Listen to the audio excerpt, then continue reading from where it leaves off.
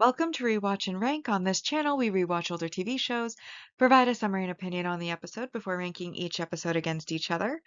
Today's episode is One Piece East Blue Saga Syrup Village Arc, Episode 12, Battle. The Black Hat Pirate Crew battle on the slope.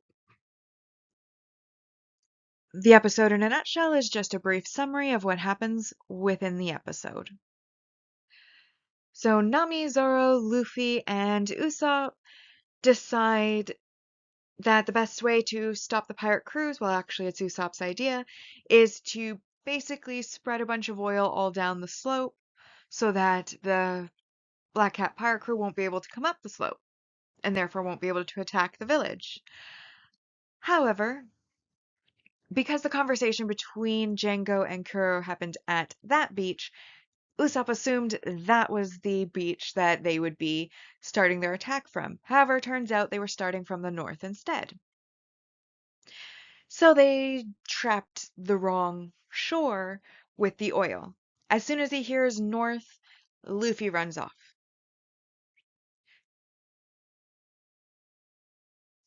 And then, obviously, Usopp, quick to follow, wants to protect his village. He heads off too.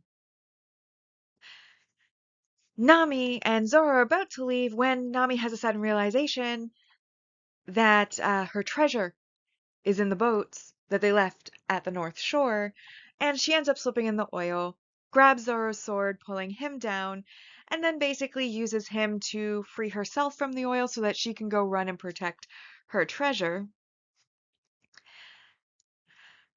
And that essentially leaves Zoro stuck at the bottom of the slope with an oil slick between him and the top, where he can then go and help them.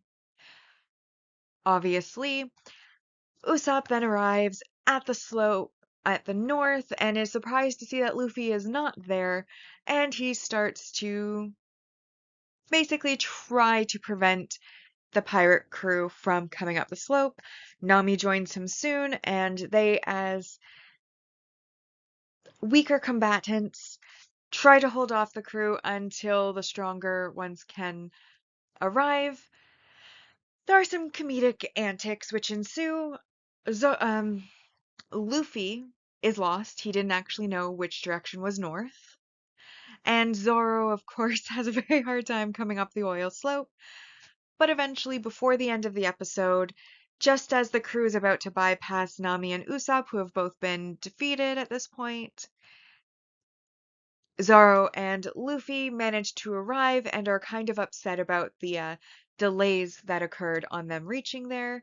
Meanwhile, the cliffhanger of the episode is, of course, that Kuro is upset that nobody's attacked the village yet and decides he's going to go and kill them all for being late. And as he is walking towards the North Shore, Onion spies him from behind a tree. And that is this episode in a nutshell. So on this channel, we rank on two lists, a mostly objective ranking list, which is without emotion, though bias and judgment can still apply, and on our personal ranking list, which is, of course, where emotion does apply. All right, so we're going to start with our mostly objective rank values as always, and also as always, we start with our positives. So the first positive, which is worth 4 points, is our multi-arc main character growth. Now, typically, development is what I would consider, like backstory or learning new things about a character. Growth typically is when they reveal new attacks or new weapons, etc., etc. And in this case, Usopp has two attacks that we haven't seen before. We have Caltrop Hell, which we find out is a double-edged sword because it does in fact cause the Black Cat pirates to step on sharp objects, which does hurt them and cause them to hesitate in coming up the slope. However, as we later find out from Nami trying to run away, they also happen to throw them behind them as well, meaning that they actually trap themselves at the top of the slope. unable to run away. So, oops. But the second power or attack that he reveals is his special attack, Lead Star, which he uses to attack the pirates that are trying to come up the slope. And then our next positive are for impactful or memorable moments, lines, etc. And this one, actually, there are two, and each one of them I am giving points. So that is 3 plus 3 as well, bringing us to a total positive score of 10 so far. But the first one is Zoro getting caught in the oil slick. It is a really memorable moment. Even hundreds of episodes into the future, when I look back on the series as a whole, this is a moment that stands out for me, that he got trapped in the oil slick because Nami kicked him down into it. And all the trouble that he had getting out, the multiple tries, the exhaustion, the eventually having to use his own swords as basically rock picks in order to try to get out, and then he finally does. But it was a whole mess, and very memorable, very funny. I love the scene, so that were 3 points. The second one was a line said by Luffy. So, as I mentioned in my summary, Luffy decides to run off before finding out what direction he's supposed to be running in, and instead of ending up on the North Slope, he first ends up at the village. And when he looks at the village, out of breath because he's been running with such gusto, he says that referring to Usopp, he said north, so I ran in a coldish direction. And I love that line. It is so funny to me. And it encapsulates the character totally. I ran in a coldish direction to go north. I love it. I do. And then, of course, Luffy does run off, and honorable mention for another moment, though this one I didn't give points to, is after he runs to the village and says that line, he then goes running off again, and he runs headfirst into a cliff because he wasn't watching where he was going. He was running so hard, his head was down, he was watching the ground, he was not looking ahead, and he runs into a cliff. Amazing. But it was the line that I really felt was impactful, and that is why I gave it its own 3 points. And this episode was not without its negatives. So there's 2 main negatives, also both worth their points. Well, the negative points. However, there is an honorable mention, and the honorable mention is, of course, Nami kicking Zoro, who is arguably, I say arguably because it could be Luffy too. So, you know what? Let me rephrase this. Nami kicking Zoro, who is one of the fighters, the main combatants of the crew, who has actual combat skills, down the hill that is covered in oil to go after her treasure without considering the fact that if she brought Zoro along, who is strong, that he would have a better chance of protecting her treasure than she would, is worth an honorable mention on negative behaviors. But I feel like that was more comedic, and obviously we wouldn't have gotten our impactful or memorable moment, so I didn't give it any negative points for that, but I do want to call out that isn't great behavior. So the ones that actually were worth points. Well, the first one, of course, is Usopp trying to give away Nami's treasure. He just met her earlier that day. He's spent more time with Luffy, really, than Nami, and while I can understand his motivations, he wants to save the village and whatnot, he had no right to the treasure, therefore he had no right to give it away. Even though I understand the strategy he was doing, not great behavior. He doesn't own the treasure, he has no right to the treasure, therefore he has no right to give it away or to say that somebody else can take it. Of course, the strategy does backfire on him because, as the Black Cat crew points out and Django points out, they're pirates. They're going to steal the treasure anyways. It's not a reason that they're going to stop. Duh. But, just the fact that he felt that he had some sort of right to Nami's treasure, and he hasn't officially joined the crew yet either. Yet, he hasn't officially yet joined the crew, so he really has no right at all to be giving away her treasure. So that I felt was a negative, and that's worth -2 points. And then the other -2 points is Klahadore/Kuro.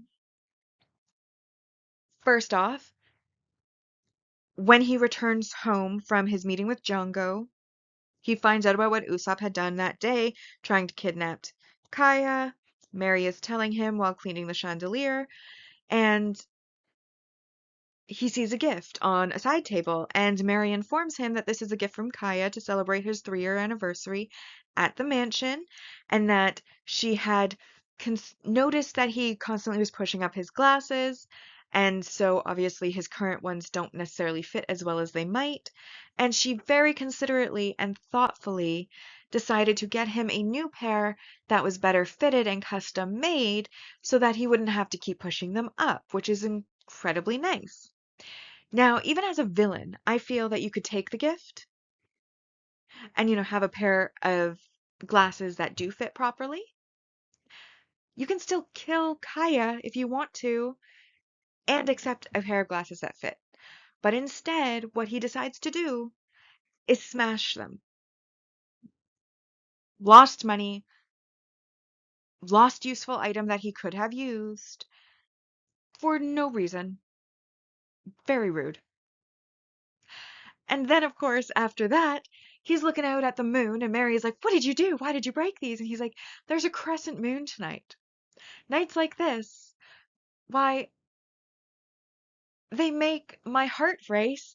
And then he decides to go ahead and attack Mary, completely unprovoked and completely ruining his cover as a villain, as a good guy, I mean, a butler. He's revealing himself as the villain for no reason, completely unprovoked. Now, to be fair, at this time it is nighttime, and as far as he was aware, his crew was going to have no troubles coming up the slope and attacking the village, and therefore it would not matter that he revealed himself as a villain. But obviously that isn't what happened, and had he had more self-control, Mary might have still been in the dark, he would have had a nice new pair of glasses, and his plan still probably would have failed, but it might have failed less spectacularly. So we reap what we sow, but in both cases, very poor behaviors. And that then brings us to a final score for this episode of 6 out of 10 on our mostly objective ranking. So as a reminder of our arc ranking so far on our mostly objective ranking, in first place we have the world's strongest weirdo, Django the Hypnotist. Second, honorable liar, Captain Usopp. Revealing the conspiracy, the pirate caretaker, Captain Kuro. And then this episode comes in last with Battle, the Black Cat pirate crew, Battle on the Slope. Now the reason this one came in last is even though 3 and 4 both have the same score, when 2 episodes within the objective ranking have the same score, they will be ranked in the order that the episodes aired in, which is what put this one into 4th place. So now we come to my personal ranking, and my favorite episodes, just hands down every time, are either the episodes where an epic battle is taking place, or the comedic episodes that are just straight comedy start to end, and I felt like this one was very much one of those episodes, so I loved it. And here are a few samplings of exactly why it was so funny. So obviously at the start, they're discussing, before they come up with the oil plan, about, protecting the slope from Captain Kuro's crew, and Usopp asks that it's going to depend on like their strength, whether they'll be like what they'll be able to do, and basically asks, "What can you guys do?" And they all give one-word answers. Zoro can cut, Luffy can stretch, Nami can steal, And then Usopp answers his own question that he can hide. And then, of course, they have the whole, boy, you can't say that. You have to actually attack too. But obviously, great. We then see a scene with Captain Django, and the crew basically are seeing that it's getting close to morning, so they decide to wake up their captain. And when he comes out, they say good morning. And Django scolds them that it is his policy to not say good morning until the sun rises. And as they can see, the moon is still out and it's the middle of the night. Then the entire crew apologizes to him, and that puts him into a better mood. And so he then says good morning while the moon is up and the sun is down. When Usopp first gets to the slope and realizes that Luffy wasn't ahead of him and isn't actually there, he lies to them saying that he has 100 million troops that are going to attack them if they try to come up the mountain. And Django falls for it at first, though the rest of the crew doesn't. And then he gets angry at Usopp for lying to him. And then he tries to hypnotize Usopp to let his crew by. And just as he's about to be hypnotized, Nami comes and attacks him for trying to give away his treasure. So Django ends up hypnotizing himself to let his crew by, and we can see him attempting to do so, which is great. And then basically when Nami gets there, she asks where's Luffy, and Usopp says he either chickened out or got lost. And immediately Nami's like, he got lost then, which shows both faith in her captain and also the fact that Luffy would not have chickened out of a fight. And then Nami and Usopp proceed to have an argument about who is the weaker fighter and who is more scared in order to decide which of them should basically try to fight when neither of them want to. Then, as I mentioned in the objective, there were the Caltrops both in front and behind so that they couldn't actually run away after they decided to be cowardly. And then, finally near the end of the episode, Luffy and Zoro appear, and basically we have Usopp and Nami put up what fight they could. They got defeated. The pirates are going by no matter what Usopp does. He's not strong enough.